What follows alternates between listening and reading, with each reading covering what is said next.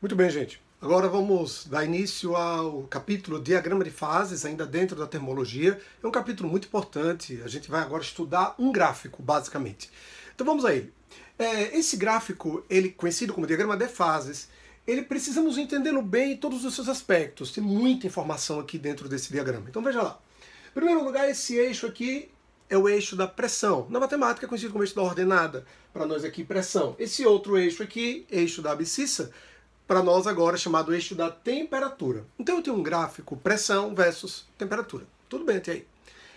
Eu tenho dentro desse diagrama três curvas.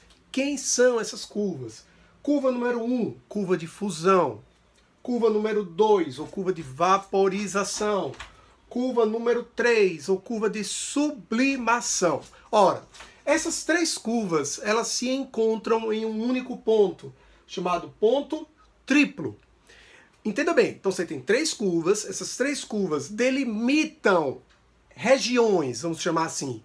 Ela tem uma região daqui da fase sólida, tudo isso aqui corresponderia à fase sólida, toda essa região aqui central, a fase líquida, toda essa região aqui embaixo e à direita a fase gasosa. Então entenda que as três curvas são delimitadores das fases. E essas três curvas se encontram em um único ponto, chamado ponto triplo. Daqui a pouco a gente volta a esse ponto triplo para falar um pouco melhor sobre ele.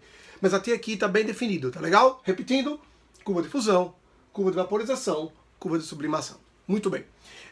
Observe o seguinte, esse gráfico ele nos dá para uma determinada pressão e temperatura em que fase da matéria aquela substância se encontra. Exemplo.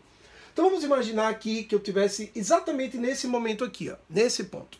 Eu tenho uma determinada pressão e uma determinada temperatura. Para essa par de pressão e temperatura, eu teria a substância, essa substância específica do nosso exemplo, na fase sólida. Muito simples. Mas o que pode acontecer se simplesmente eu aumentar a temperatura mantendo a pressão constante? Ora, observe que ela rompe essa curva, chamada curva de fusão, e chegamos a essa região, chamada região da fase líquida. O que isso quer dizer? Que eu saí da fase sólida, fui para a fase líquida, mantendo a mesma pressão, e aumentando apenas quem? A minha temperatura. Então eu tenho uma nova fase da matéria, apenas mexendo a temperatura. E posso continuar fazendo isso? Posso. Eu agora estaria onde? Na fase gasosa. Esse processo é basicamente o que nós estamos mais acostumados a fazer, né? Então, por exemplo, se você pegasse gelo, tirou do seu congelador, deixou em cima da pia lá da cozinha, na medida que a temperatura vai aumentando, o que vai acontecendo? Ele vai aumentando a sua temperatura, daqui a pouco ele atinge o ponto de fusão. Quando ele atinge o ponto de fusão, ele deixa de ser da fase sólida, passa para a fase líquida. E se depois, por exemplo, você colocasse agora essa água que foi gelo, agora é água, colocasse numa panela, fosse colocar o fogo e aquecesse, o que aconteceria com a temperatura ia aumentando até chegar, por exemplo, no ponto de vaporização, ou ponto de ebulição. E aí, todo aquele líquido iria se transformar para a fase gasosa. Entende? Então, esse tipo de transformação nós estamos bem acostumados a fazer. A gente até entende isso do nosso cotidiano. Mas a única maneira de você variar uma fase é apenas alterando a sua temperatura? É isso que o diagrama de fases nos ensina. Não, tem um outro caminho. Olha só, acompanha aqui, vem comigo. Vamos supor que eu estivesse agora nesse ponto, com determinada pressão, determinada temperatura, beleza? Vamos para cá, mais ainda um pouco para cá. Eu tenho esta pressão, certo? E estou nessa temperatura. Muito bem. Que fase eu me encontro aqui? Estou na fase líquida. O que eu posso fazer? Observe que se eu simplesmente mantiver a temperatura constante e for reduzindo a pressão, o que aconteceria? Ó, essa aqui é uma curva de quê? De vaporização. E se eu continuar reduzindo a minha pressão, eu chego na fase gasosa. Opa, é possível, portanto, alterar a fase da matéria, mantendo a mesma temperatura, alterando apenas a pressão? Sim, é possível. E é esse o que o diagrama de fases nos deixa muito claro. Poderia ser até uma coisa mais interessante. Veja, se eu estivesse nesse ponto aqui, ó, olha o que aconteceria. Eu iria, nesse momento eu estou na fase sólida, se eu reduzisse um pouquinho mais a minha pressão, eu chegaria aqui na fase líquida, e se eu reduzisse um pouco mais a minha pressão, eu chegaria na fase gasosa. Eu conseguiria fazer passar por todas as etapas, por todas as fases da matéria. Então você percebeu bem que o diagrama de fases, ele nesse momento é muito significativo, muito importante, porque ele delimita as fases, e não só isso, ele mostra-nos que você pode alterar de fase, alterando a pressão ou alterando a temperatura. Isso é olhar para esse gráfico, você já tem que entender isso automaticamente. Um pouquinho mais dentro desse diagrama, esse ponto triplo tão fundamental e importante. Esse ponto triplo, ele reúne um ponto de interseção das três curvas, compreende? Há uma mesma pressão, uma mesma temperatura. Nesse ponto coexistem as três fases da matéria. Muito interessante, né? Então, a esta pressão específica e essa temperatura específica, essa substância, aqui não está claro qual é a substância, eu teria essa substância tanto na fase sólida, líquida e gasosa. Sim, é possível. As três fases da matéria em uma única temperatura. Muito bem. Esse é o chamado ponto triplo ou ponto tríplice. Existe mais um ponto interessante aqui a ser estudado. Esse aqui é o chamado ponto crítico. Olha só. Esse ponto crítico delimita uma diferença muito sutil. Dentro da fase gasosa, eu posso ter o que nós chamamos de vapor e o que nós chamamos de gás. Então, tudo é fase gasosa, vapor e gás. Para nós, esse ponto crítico determina então uma temperatura crítica. Abaixo dessa temperatura crítica, a minha substância na fase gasosa é chamada de vapor. Acima da temperatura crítica, essa substância na fase gasosa agora é chamada de gás. Observe essa outra tela aqui. Eu tenho justamente os conceitos. Olha lá, o que é o ponto triplo, coexistem em equilíbrio as três fases. O ponto crítico é o ponto limite entre o vapor e o gás, uma substância que esteja na fase gasosa. E aqui a diferença entre vapor e gás, como nós acabamos de falar. Então, gente, o diagrama de fases tem muitas informações importantes, das quais a gente não pode perder de maneira alguma. Beleza? Vamos seguir mais um pouquinho. Muito bem. Observe aquela informaçãozinha que nós estávamos tratando há pouco. Ó.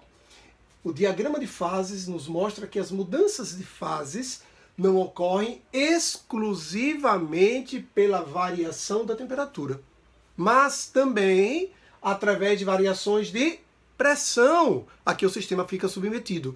Então, esse nosso diagrama de fases, eu posso alterar a pressão e temperatura e ir alterando de fase. Muito interessante isso, viu? Então não perde, guarda essa informação. Isso é muito importante para você. Tá massa? Vamos seguir mais um pouco. Olha lá. Há dois tipos, né, de diagramas de fase, vamos chamar assim. Algumas substâncias, a grande maioria delas, são substâncias que dilatam na fusão. Lembra que essa curva é a curva de fusão? Ou também chamada curva de solidificação? Tanto faz, né? Essa curva de vaporização também pode ser chamada de curva de condensação. E curva de sublimação ou ressublimação. Muito bem. Então a maioria das substâncias, aqui um exemplo é o CO2, é um exemplo apenas. Observe que quando você aumenta a pressão, você também aumenta a temperatura de fusão. Essas substâncias são substâncias que se dilatam na fusão. A maioria delas se comporta assim. No entanto, existe esse caso aqui. São chamadas substâncias que se dilatam na solidificação. Entre elas, e a mais importante para nós aqui, a água. Existem outras substâncias, mas para nós aqui é significativo demais o caso da água. Então, olha, o que aconteceu agora? Eu aumento a pressão e olha o que a curva de fusão fez, gente, ela anda para trás. Significa dizer que na medida que eu aumento a pressão, a minha temperatura de fusão está diminuindo. Opa! Então eu aumento a pressão, significa que aquele ponto de congelamento ou de fusão da água, do gelo, ele vai diminuindo esse valor. Exatamente isso. Nós vamos usar exemplos reais sobre isso. E essa substância, especificamente a água, ela é uma substância que se dilata na solidificação. Aliás, você já deve ter percebido, uma curiosidade aqui, você coloca um refrigerante, uma garrafa qualquer no congelador e esquece por lá. E se ela for uma garrafa de vidro, por exemplo, o que acontece se você deixar ela lá um tempo e ela congelar? Você já viu que muitas vezes ela até quebra, ela explode, né? Você viu, chega lá, o líquido está derramando. O que aconteceu? Durante a solidificação, a base de água, né, refrigerante, por exemplo, então a base de água, aquilo ali vai dilatando, ele aumenta de volume. É exatamente esse caso aqui da água, tá certo? Bom, a gente tem mais uma situação real sobre isso que a gente estava falando. É chamado de experimento de Tyndall. A influência da pressão na fusão e solidificação da água. É o chamado experiência do regelo. O que é o fenômeno? Entenda, imagine que você tem aqui um fio de nylon, um fio qualquer, e um peso aqui, certo? Do jeito que está aí, pendurado nesse fio. Minha gente, se você pendura esse objeto aqui sobre esse gelo, abaixo desse fio você percebe que a pressão vai aumentar? Isso é lógico, né? Lembra da fórmula de pressão? Força sobre área. Então, se a área é pequena, é um fio, a força é grande, porque tem um peso, então força dividido por área, eu estou aumentando a pressão. Quando eu aumento a pressão, o que acontece? Esse fio vai cortando o gelo. Não que ele vai quebrar o gelo, mas abaixo do fio, lembre-se, a pressão aumenta. Vamos voltar ao gráfico. Ó, a pressão aumentou. O que aconteceu com a temperatura de fusão? Ó, o ponto de fusão caiu. Significa dizer que esse gelo, por exemplo, estivesse a menos 0,5 graus ou menos 1 grau e ele derrete, porque eu aumentei a pressão, diminui a temperatura de fusão e o fio avança. Mas observe que logo após ele avançar, logo após, acima do fio, volta a atuar a pressão atmosférica normal. Vamos supor que esse gelo estivesse a menos 1 grau, para você entender. O que acontece com a água a menos 1 grau? Ela vai recongelar. Esse é o chamado regelo. Então o que está acima do fio volta à fase sólida. E aí ele consegue atravessar o fio, todo esse gelo. Olha aqui, ó, essa situação é a mesma de cá. Não sei se dá para vocês observarem direito, mas olha, tem um fiozinho aqui e ele foi cortando, entre aspas, assim, o gelo. E ele vai cortando sem, na verdade, quebrar o gelo. Porque abaixo do fio aumenta a pressão, diminui esse ponto de fusão, e aí ele vai, né, derretendo, então o fio vai conseguindo avançar, mas acima do fio volta a pressão atmosférica normal, consequentemente a água volta a recongelar. É a experiência do regelo. Beleza, gente? Daqui a pouco a gente continua com essa aula.